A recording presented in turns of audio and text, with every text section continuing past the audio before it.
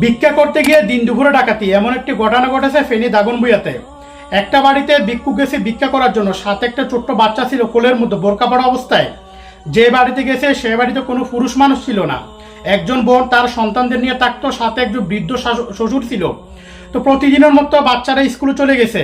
ওই ভিক্ষুক যখন আসে, ভিক্ষুককে ওই বোন 10 টাকা দিছে। যখন 10 টাকা দিচ্ছে সে নাকি নিবে না, তাকে নাকি 500 টাকা দিয়ে লাগবে।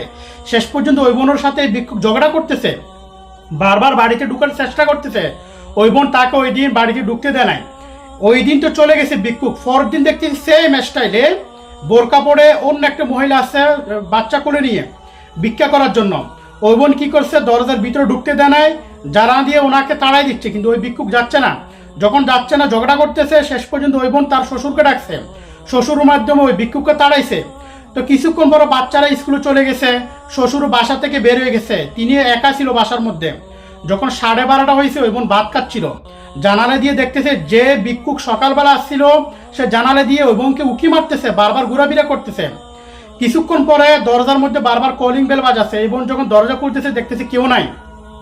এরকম একে একে 3বার হয়েছে। শেষ পর্যন্ত আরেকবার যখন সে দরজা খুলছে, সাথে সাথে বেশ কয়েকজন বোরকা অবস্থায় পায়ের মধ্যে বসছিল, ওই বোনকে মুখ চেপে ধরছে। মুখ চেপে তাই নিয়ে হিসেবে ঘরের ভিতরে ঢুকাই পড়ছে, অনেক মারধর করছে। মারধর করার পর তাকে বলতেছে তোর টাকা কই, টাকা দে, টাকার ব্যাগ দে।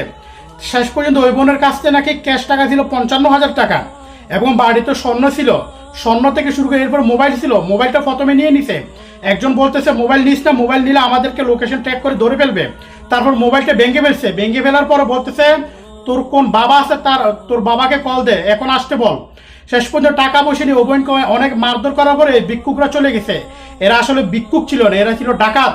এরা দিন দুপুরে দেখতেছে কোন বাড়িতে পুরুষ মানুষ আছে, কোন বাড়িতে নাই। তারা সেগুলো তদন্ত করার পরে দিন দুপুরে ডাকাতি করতেছে। তাই আমার ভিডিও যারা দেখতেছেন, বিশেষ করে প্রবাসীদেরকে বলবো, আপনাদের পরিবার দেশে আছে, আপনারা তাদেরকে সতর্ক করবেন, কোনো ভিক্ষুককে বাড়ির ভিতরে আসতে দিবেন না। বাইরের থেকে বিদা করার চেষ্টা করবেন, জানালা দিয়ে বিদা করার চেষ্টা করবেন।